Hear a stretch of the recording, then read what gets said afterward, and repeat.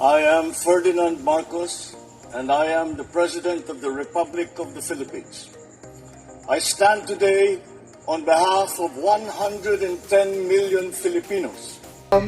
Nabanggit na po kanina yung flooding incidents po sa Davao, wherein 265 areas. Based po ito doon sa City Engineering Office. Notably po, 140 ay nasa 1st District, 69 po nasa 2nd District, at 56 po doon sa 3rd District. Ngayon po, nasabi nga po natin na before hindi naman po ganito kalala yung pagbaha sa Davao, pero ngayon nakakaranas na sila ng pagbaha. Pero si Mayor Baste Duterte po, parang ang sinisisi pa rin po niya ay ang Pangulo, at sinabi po niya na itong flood control project investigation ay PR stunt lang po. Your reaction po dito? I think very important muna po siguro na just to go back to the Philippines. I don't know where he is. Nasa But Dahig. very important po for mayors to be present Correct. during times of crisis. No? Wala, nasa So Dahig. I think that's the first point that we want to make. But secondly, very important ho talaga na i-recognize natin na yung flooding ay hindi lang naman ho flood control. No? Usapin pa rin ho yan ng pagbabago ng klima. Usapin din po yan nung bilis po ng pagbagsak ng tubig mula sa bundok papunta sa ilog at mga dagat.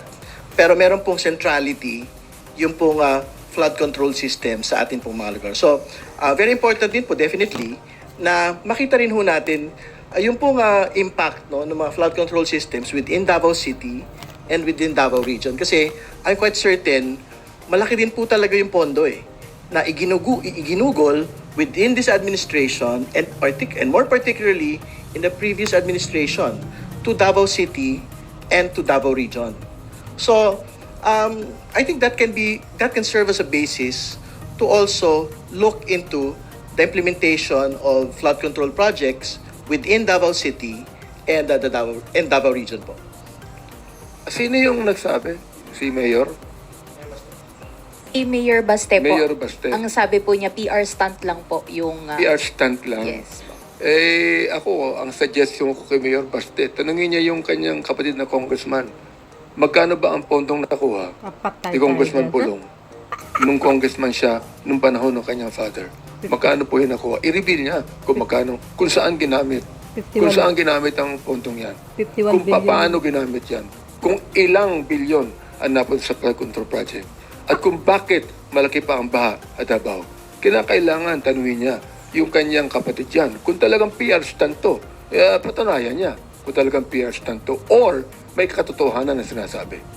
O, di ba? Napsupalpal si Baste. Sir, nabanggit niyo nga po na tignan din yung pondo na nakuha from the previous administration. Yung magiging investigasyon po ng Infracom, meron po ba kayong parang timeline na from previous administration, Duterte, Gloria, Noy, Aquino administration up to today po, or hanggang saan po ba? Within the resolution, wala po nga nabanggit. Pero syempre, we will focus on the most recent ones, no? Kasi syempre, doon natin makikita kung kumusta po yung lagay. Naging ghost ba yan? O naging substandard ba yan in such a short period of time? Pero hindi ho time limited yung pong investigation. So, like what we had been talking about, edi syempre, you have flooding, for example, in Davao City, and I think in parts of Davao Region as well.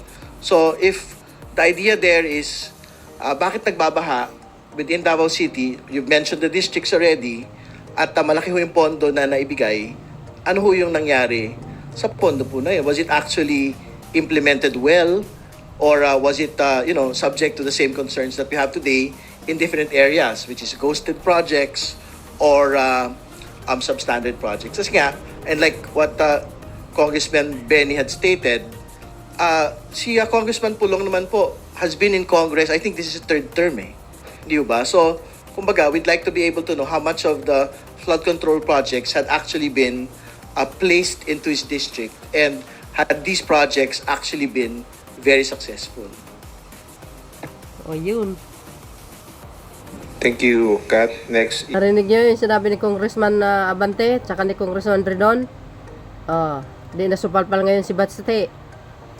Kung makapagsalita, PR stand lang daw yung mga ginagawa ng Pangulo. Ay sus, kung makapagsalita ito si Baste, kala mo napakalinis.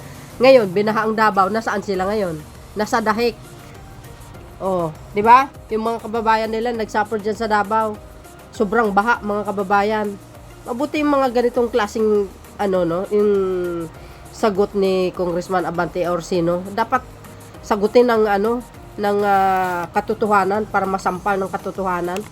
Oh, kung makapagsalita, kala mo may nagawa eh. Ito si Baste, duwag, si Pisot na Talawan. Oh, ito, tingnan nyo yung Davao ngayon, mga kababayan. Pakita ko sa inyo. Ito, oh. Oh, nakita nyo yan? Yan po ang Davao. Ngayon, ngayon. Oh, tingnan mo kung paano lumubog. Oh, you see? Oh, nasaan si Pulong? Si Baste? Nandoon sa Dahek. Oh, ito yung mga klaseng tao na binuto ng mga DDS na hindi naman na hands-on, no, para solusyonin ang problema sa Davao. O, tingnan nyo yung lugar nyo, mga DDS. O, ayan, o. Sabi dito, anong sabi dito ng Pilipinas Today? Sabi ng Pilipinas Today, Cortese, 1 hour ago, sa ulat ngayong Huwebes, Agosto 28. O, sinabi ni Janice Luis Esparza, officer in charge ng City Engineering Office sa sesyon ng City Council na 140 sa mga lugar na ito ay nasa unang distrito, una sa ikalawang distrito at 56 sa ikatlong distrito batay sa datos mula sa City Disaster Risk Reduction of Management and Office RRMO. Okay.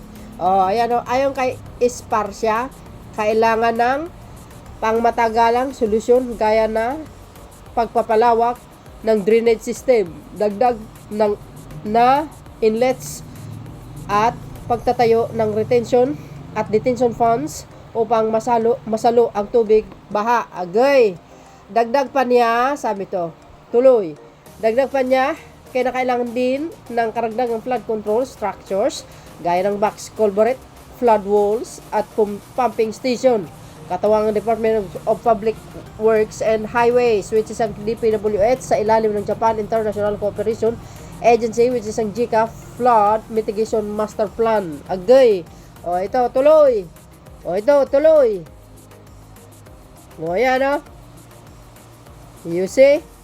265 lugar sa Davao City apektado ng baha. Agay.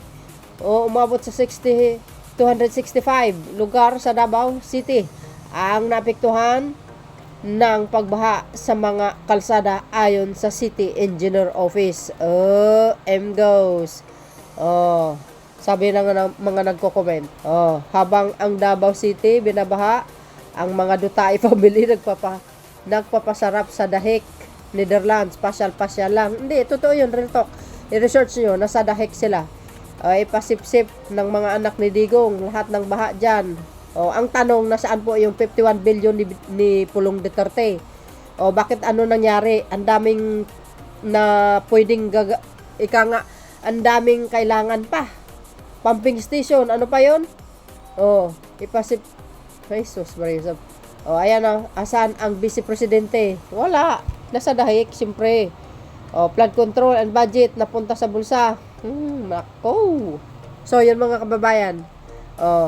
Ang tanong ngayon, nasaan yung 51 billion na pundo ni Pulong? Bakit ganyan ang Davao ngayon? Biro mo? Ang dami pang kailangan.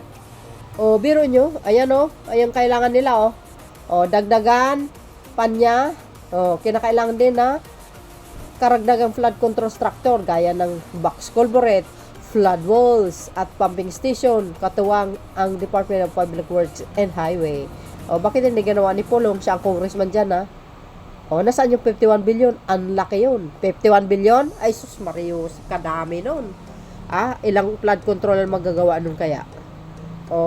Kasi nga, nagsalita si Baste, tungkol dito sa mga isyu ng ng flood control at pagbibisita, pag-inspect ni Pangulong Marcos Jr. Sinabi niya, PR stand lang. Di ba? Kung di ka ba naman si Raulo, sasabihin mo ganon, siya, to do effort, binibisita yung mga nasasalanta at tinitingnan yung mga proyekto na ghost project dahil sa kapalpakan ng mga contractors na dating contractors ng Duterte administration, itong St. Timothy Sus Mario Joseph. Oh, di ba? Kung makapagpuna itong mga Duterte, feeling malinis. Ito pa. Oh, nakita nyo yan? Oh, ito. Sa Davao po yan. Oh, saan kayo makakita niyan? Ay, nako, mga politikong pulpul at magnanakaw. Agay. Taong bayan ng nahirapan.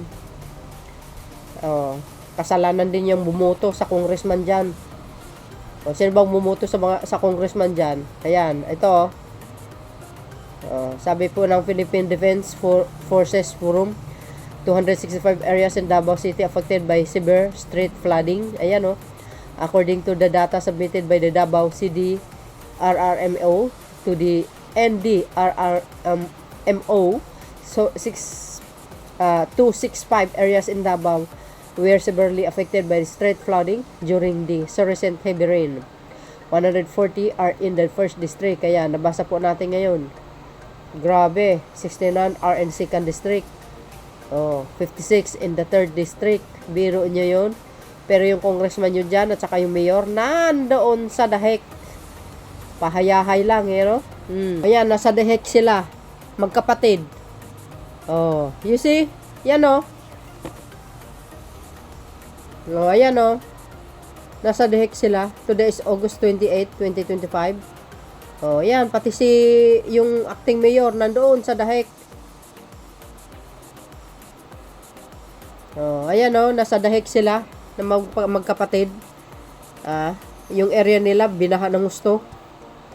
Jesus, Mario Joseph. Ito bang mga tao na iluklok nyo sa palasyo? Ayan, magkapatid, pati si Tulongges. Mukhang mukha niya parang mukha ng triad. Puna kayo ng puna, pero yung sarili nyo hindi nyo kayang punain. Kakahiya kayo. So yun mga kababayan, ang aking pinaka-latest update. See you again on my next upload. Bye bye bye and babuhos. God bless Philippines.